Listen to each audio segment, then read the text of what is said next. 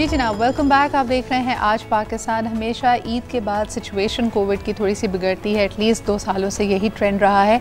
पिछले रमज़ान के बाद आपने देखा था कि पहली वेव या सेकंड वेव की पीक आई थी और हमें सख्त तरीन लॉकडाउन की तरफ बढ़ना पड़ा था। इस वक्त पाकिस्तान के कई शहरों में सूरत हाल बेहतर हो रही है। जो पॉजिटिविटी रेशो पेशावर में, इस्लामाबाद में 10% के करीब पहुँच रहे थे, वो अब रिड्यूस होकर 7-8% पे आ गए हैं।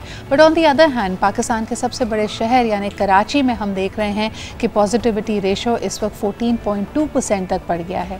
और इसकी वजह क्योंकि लोगों ने बदएहतियाती की रमज़ान के आखिरी दिनों में भी और ईद की बताई जा रही है। इस वक्त हमारे साथ मौजूद हैं डॉक्टर नौशीन हामिद। आप पार्लियामेंट्री सेक्रेटरी हैं ऑन हेल्थ। बहुत बहुत शुक्रिया डॉक्टर नौशीन हमें ज्वाइन करने के लिए। सबसे पहले हमने कल एक खुशखबरी सुनी कि पाकिस्तान ने कामयाबी से अपनी कोविड वैक्सीन बना ली है। इसके बारे में हमें कुछ आगाह कीजिएगा कि कितने टेस्ट से गुजरी है, इसकी आफाकियत या इसकी एफिकेसी के बारे में इस वक्त क्या कहा जा रहा है? देखिए जी, ये है वैक्सीन कैंसिनो बायो। अगर आपको याद होगा तो पिछले साल के शुरू में ये हमारी इसकी ट्रायल्स हुए थे पाकिस्तान में और 30,000 लोगों के ऊपर ये ट्रायल हुए थे और बड़े अच्छे रिजल्ट्स उसके आए थे। तो इस वजह से चूँकि कैंसिनो बायो के हमारे मुल्क में ट्रायल हुए थे तो ये वैक्सीन जो चाइनीज वैक्सीन है इनकी हमारे साथ कमिटमेंट थी कि ये हमें प्रोवाइड करेंगे। वैसे भी ये सिंगल डोज वैक्सीन है जिसकी सिर्फ एक ही डोज लगती है। इसमें अब ये कि ज़ाहिर जब आप बल्क में वैक्सीन ज़्यादा सारी मंगाते हैं इंडिविजुअल वैक्सीन, तो उसकी ट्रांसपोर्टेशन और उन सारी चीज़ों में मसला होता है और टाइम कंज्यूमिंग होती है। तो ये हमें एक कॉन्सेंट्रेट उन्होंने हमें प्रोवाइड किया है। ये टोटल कमिटमेंट इनकी हमारे साथ 20 लाख वैक्सीन की डोजेस की है, मगर अभी फर्स्ट कंसाइनमेंट में 1,24,000 वैक्सीन की ये बल्क फॉर्म में कॉन्सेंट्रेट हमें मिला है और ये NIH इस्लामाबाद में इसकी प्रिपरेशन हुई है। पहला बैच तैयार हो गया है और चाइनीज एक्सपर्ट्स इस वक्त हमारे पास मौजूद है NIH में, जिनकी सुपरविजन में ये बैच तैयार हुआ है। और तैयार होने के बाद इसको फिर लोगों ने क्वालिटी टेस्टिंग में से गुजारा है कि इसकी क्वालिटी ठीक है। पाकिस्तान में मतलब ये चूँकि पहली दफ़ा बनने जा रही है, इसके लिए नेसेसरी इक्विपमेंट वगैरह सब पाकिस्तान ने मंगवा ली थी और मैं समझती हूँ कि बड़ी कामयाबी से ये पहला बैच हमारा तैयार हो गया है और हमें उम्मीद है कि कुछ दिनों तक जो है ये लोगों को लगना भी शुरू हो जाएगा। बिल्कुल। डॉक्टर नौशीन, सबसे पहला सवाल मैं आपसे इस हवाले से ये करना चाहूँगी। सबसे बड़ा सवाल हम सब के जहनों में ये है कि अभी भी जो मिथ्स हैं, जो लोगों के जहनों में अभाम है इस वैक्सीन को लेके, शायद हमारे पास कोई ना कोई कम्युनिकेशन गैप मौजूद है। बिकॉज़ इस वक्त पाकिस्तान की अगर मजमूई तौर पर देखा जाए, जिन लोगों ने वैक्सीनेशन करवा ली है वो नंबर्स बहुत कम हैं। इसकी आप क्या वजह देखती हैं और तमाम तर कोशिशों के बावजूद ये नंबर्स बढ़ क्यों नहीं रहे? देखिए, ये तो नहीं मैं कह सकती कि बढ़ नहीं रहे। डेफिनेटली एक फ़र्क आया है। रजिस्ट्रेशन का अमल जो है उसमें तेज़ी आई है। इनिशियली तो बिल्कुल भी ये इसकी स्पीड बहुत ज़्यादा स्लो थी और जो लोग रजिस्टर करा रहे थे उनका भी जो टर्नआउट था वैक्सीनेशन सेंटर्स पे वो बहुत कम था। शुरू में 30 to 40% जो स्केड्यूल्ड पेशेंट्स होते थे वो वैक्सीनेशन सेंटर पे आते थे। जो रजिस्ट्रेशन जिन्होंने करवा भी ली होती थी फिर भी वो विलिंग नहीं होते थे और वो सेंटर्स पे नहीं आते थे। अब जो रजिस्टर्ड पेशेंट्स हैं उनका तकरीबन 90% से ज़्यादा टर्नआउट हमारे पास है और अब वैक्सीनेशन सेंटर्स पे अब आप देख रहे हैं कि लाइंस भी लग रही हैं, रश भी लग रहे हैं।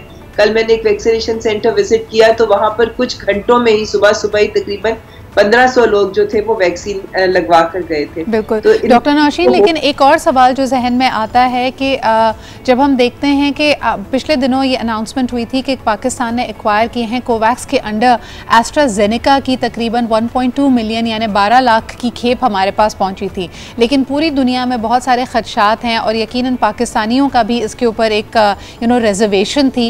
एस्ट्राजेनेका की इनॉक्यूलेशन के बारे में आप क्या कहेंगी? क्या ये भी हुकूमती मुहिम का हिस्सा है या अभी उसको रोक दिया गया है?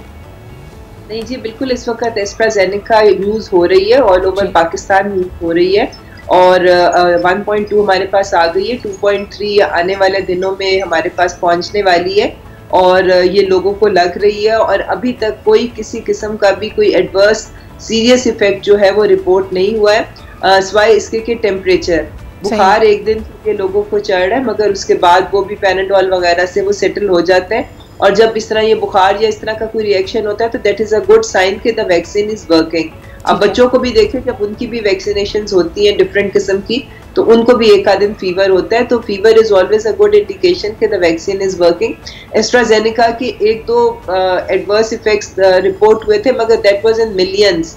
तो ये थोड़ा सा रिस्क जो होता है ये हर किस्म की वैक्सीन में होता है, मगर ये मिलियंस में कोई एक हुआ था। मगर doctor Naushin, AstraZeneca is getting a lot of negative press, खासतौर पे अगर हम यूरोप में देखते हैं बहुत सारे ममालिक ने मना कर दिया। यूके से इतलात ये हैं कि जहाँ पे फाइज़र और एस्ट्राजेनेका लग रही होती है, लोग फाइज़र को प्रेफर कर रहे हैं, एस्ट्राजेनेका के जो सेंटर्स हैं वो वीरान पड़े हैं, और ये खबरें यकीनन पाकिस्तानियों तक भी पहुँच रही हैं। इस पर आप क्या कहेंगी? देखिए, जो मैंने अभी तक सेंटर्स पे देखा है, मुझे एस्ट्राजेनेका की कोई खास रेजिस्टेंस जो है नजर नहीं आई, लोग लगवा रहे हैं। हमारी देखिए टेक्निकल एक्सपर्ट कमेटी है पाकिस्तान की, जो हर वैक्सीन सेफ्टी को, उसकी एफिकेसी को बहुत क्लोजली मॉनिटर कर रही है पूरी दुनिया में, पूरे उसके जितने जहां भी लग रही है। तो उन्होंने एस्ट्राजेनेका को क्लियर किया है, उन्होंने डीप स्टडी करके और पूरी दुनिया से डाटा कलेक्ट करके उसको स्टडी करके, तो हमारी टेक्निकल एक्सपर्ट कमेटी ने एस्ट्राजेनेका को काबिल इस्तेमाल करार दिया। मैम, एक और डेवलपिंग स्टोरी ये है कि Qatar is included in the countries जहाँ पे कहा यह जा रहा है कि शायद साइनोफार्म की एफिकेसी पे सवालिया निशान है, और कतर ने बाकायदा जो लोग, उनकी जो पॉपुलेशन ऑलरेडी वैक्सीनेट हो चुकी थी विद साइनोफार्म, उसको तीसरी डोज का भी कह दिया है कि तीसरा इंजेक्शन भी लगेगा। इसके बारे में हमारे पास कोई हिकमत अमली, कोई इस वक्त सोच विचार हो रहा है कि हमारे पास भी ऐसा कोई डेटा आया है कि साइनोफार्म की तीसरी डोज लगाने की ज़रूरत पड़ सकती है? देखिए, साइनोफार्म इस वक्त WHO ने जो है उसको बिल्कुल क्लियर किया है और उसको एक अच्छी वैक्सीन डिक्लेयर किया। अगर WHO उसको डिक्लेयर कर रही है तो आई एम श्योर कि साइनोफार्म जो है it is included amongst the one of the best vaccine. ये जिस चीज़ की बात आप कर रही हैं, ये कि देखिए कोई भी वैक्सीन जो है ना वो 100% उसकी एफिकेसी नहीं होती। इसका मतलब ये है कि वो 100% लोगों में एंटीबॉडीज बनाने में कामयाब नहीं होती। कोई 80%, कोई 85% एफिकेसी के साथ होती है, जिसका मतलब है कि अगर 100 लोगों को लगती है तो हो सकता है कि 10-15 लोगों में एंटीबॉडीज ना डेवलप। तो ये ऐसा होता है। मैम, मेरा आखिरी सवाल आपसे ये होगा कि हर मुल्क की अलग अलग हिकमत अमली, अलग अलग स्ट्रैटेजी है। कुछ ममालिक की ख्वाहिश है कि ज़्यादा से ज़्यादा पॉपुलेशन के हिस्से को, ज़्यादा से ज़्यादा लोगों को, आबादी को एटलीस्ट पहली डोज़ मिल सके, और इसी वजह से हम देखते हैं कि कनाडा में, लंदन में, दूसरे ममालिक में पहली डोज़ लगवाने के बाद लोगों को 3 माह तक इंतज़ार करना पड़ता है अगली डोज़ के लिए। यानी अगर आज कोई वैक्सीनेट हो रहा है तो उसको अगस्त सितंबर का वेट करना पड़ेगा, जबकि पाकिस्तान में हम 21 दिन के बाद दूसरी डोज लगा रहे हैं। तो क्या हमारे मुल्क में हिकमत अमली ये है कि जितनी भी आबादी है उसको फौरी तौर पे दोनों डोजेस दे दिया जाए, and we are not going for at least having a large number of people जिनको एक डोज लग चुकी हो? हमारी स्ट्रैटेजी क्या है? जी बिल्कुल, देखिए हमारी यही स्ट्रेटजी है कि इस वक्त हमारा टारगेट है कि 2021 के आखिर तक हमने अपनी 7 करोड़ पॉपुलेशन को वैक्सीनेट करना है। और इस क्योंकि उससे फिर ये कि हम हर्ड इम्यूनिटी की तरफ चले जाएंगे और इस वबा का फैलाव जो है वो इंशाल्लाह ताला रुक जाएगा। तो उसके लिए गवर्नमेंट ने इंश्योर किया है कि हमारे पास ये 7 लाख वैक्सीन जो है, 7 करोड़ वैक्सीन जो है एंड ऑफ द ईयर तक हमारे पास पहुंचे। इसलिए हमारे पास वैक्सीन की शॉर्टेज नहीं है। इसीलिए हम लोग जो है वो बिल्कुल वो जो 3 वीक्स का गैप है साइनोफार्म के लिए और साइनोवैक के लिए, वो हम उसी के मुताबिक लगा रहे हैं। एस्ट्राजेनेका के लिए ज़रूर अभी हम लोगों ने भी 3 से 4 महीने का इनिशियल गैप रखा है कि पहली डोज लगाने के 3 महीने या 4 महीने के बाद उनको सेकंड डोज का टाइम देने।